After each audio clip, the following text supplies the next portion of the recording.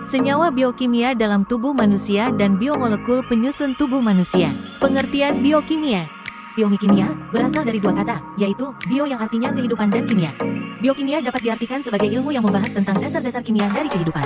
Biokimia juga dapat diartikan sebagai ilmu yang membahas tentang zat-zat kimia penyusun tubuh makhluk hidup, serta reaksi-reaksi dan proses kimia yang berlangsung di dalam tubuh makhluk hidup atau di dalam sel. Kita namakan metabolisme. Dengan definisi ini dapat dipahami bahwa biokimia mencakup atau bersinggung dengan sebagian bahasa dalam biologi sel dan biologi molekuler. Biologi sel adalah ilmu yang mempelajari tentang struktur sel dan proses-proses biologis yang berlangsung di dalamnya.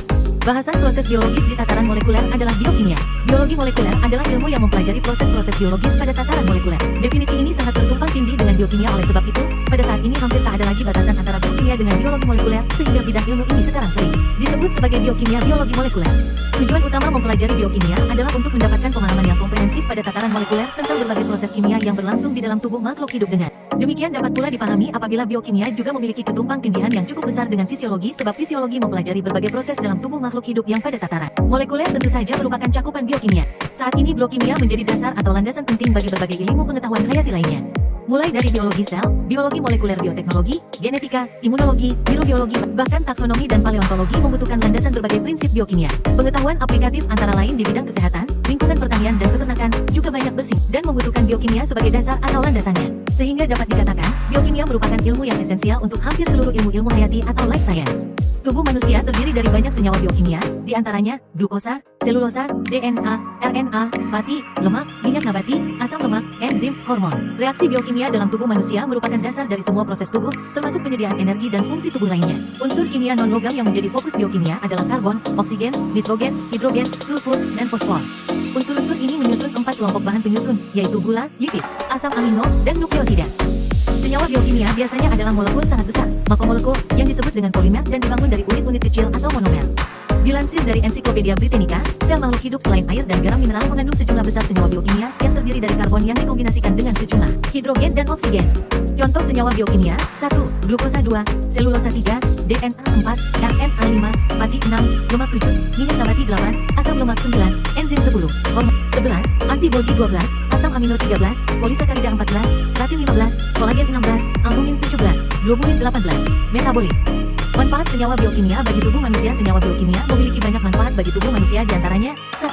Karbohidrat adalah sebagai sumber energi utama. Karbohidrat membantu memproduksi nitrit hot atau ATP yang diperlukan dalam proses metabolisme. Karbohidrat juga berperan dalam sistem kekebalan tubuh, pembuahan, dan pembekuan darah. 2. Protein membantu mengatur reaksi kimia, mengangkut molekul, replikasi dan kemungkinan manusia merespon rangsangan. Protein juga merupakan komponen kimia terbanyak pada organisme hidup. Pengertian biomolekul.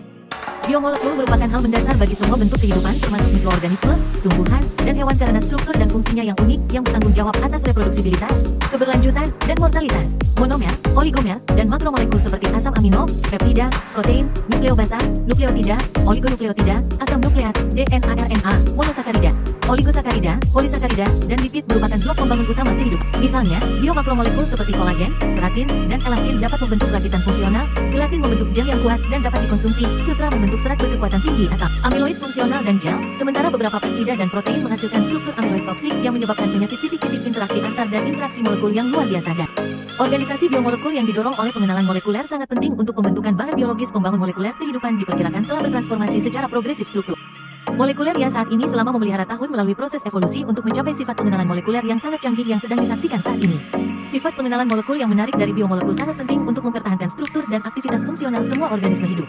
Salah satu atribut biomolekul yang menarik adalah kemampuannya untuk menjalani organisasi hierarkis untuk menghasilkan sistem dan bahan biologis yang kaku dan fleksibel. Kekuatan biomolekul dan bahan biologisnya yang patut dicontoh ini telah menjadi sumber inspirasi bagi ahli kimia dan biologi material untuk mengembangkan kerangka kerja biomaterial baru. Sifat kimia, biologi, dan mekanik biomolekul yang menarik memainkan peran utama dalam fabrikasi biomaterial baru, baik dengan pemrosesan langsung atau dalam kombinasi dengan bahan sintetis. Sinergi dan interaksi yang ada di mana-mana dari biomolekul penting untuk menjaga kesetiaan kehidupan. Ketidaksesuaian yang timbul dari berbagai jenis penyakit atau trauma dapat mengganggu komunikasi antara biomolekul dalam sistem mesin kehidupan. Deformasi struktural atau kerusakan pada jaringan dan organ dapat menyebabkan banyak sekali kecacatan dan penyakit pada manusia. Keterbatasan utamanya adalah bahwa tubuh manusia tidak dapat meregenerasi sendiri sebagian besar organisme jika terganggu oleh kondisi fisiologis yang buruk. Dalam konteks ini, kegunaan bahan yang berasal dari biomolekul dalam bentuk implan permanen atau pengganti regeneratif untuk jaringan dan organ yang terpengaruh sangat dicari dalam ilmu biomedis. Transformasi biomolekul menjadi bahan yang memiliki signifikansi biomedis memastikan biokompatibilitas dan meniru lingkungan tubuh manusia untuk memicu proses penyembuhan. Bahan-bahan yang berasal dari biomolekul atau kombinasinya dengan bahan sintesis untuk digunakan dalam aplikasi biomedis disebut sebagai biomaterial yang berasal dari biomolekul. Biomaterial yang berasal dari biomolekul dapat direkayasa untuk mengambil berbagai bentuk yang sendiri atau sebagai bagian dari sistem yang kompleks digunakan untuk interaksi dengan komponen sistem hidup dan diantisipasi untuk menghasilkan efek diagnostik atau terampatik dalam pengobatan manusia atau hewan. Biomaterial yang diperlukan untuk berbagai aplikasi biomedis dapat berasal dari bahan alami atau sintesis, sementara hibrida dari dua jenis bahan tersebut sangat umum karena kemampuan unik untuk meningkatkan sifat kimia, biologi, dan mekanik. Organisasi hierarki bahan biologis mencakup skala panjang yang besar dari skala molekuler nano, mikro, hingga makro.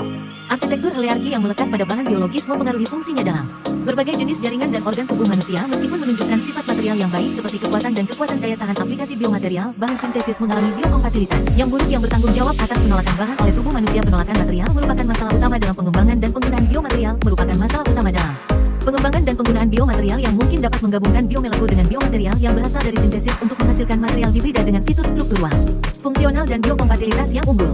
Faktanya, alat dan impian yang berasal dari material biologis ada di mana-mana dalam praktek klinis di zaman dahulu. Misalnya, koral dan kayu digunakan sebagai implan gigi, sementara serat sutra digunakan sebagai jahitan titik. Namun, penggunaan material biologis di zaman dahulu tidak memiliki desain yang canggih dan rekayasa presisi yang terlihat dalam desain dan aplikasi biomaterial modern. Selulosa, kretarin, kolagen, dan sutra merupakan bahan baku biologis yang mudah diakses dengan sifat material yang menarik yang merupakan bagian penting dari penelitian biomaterial karena sifat kimia, biologis, dan mekanis yang menguntungkan yang diperlukan untuk pemrosesan dan fabrikasi biomaterial.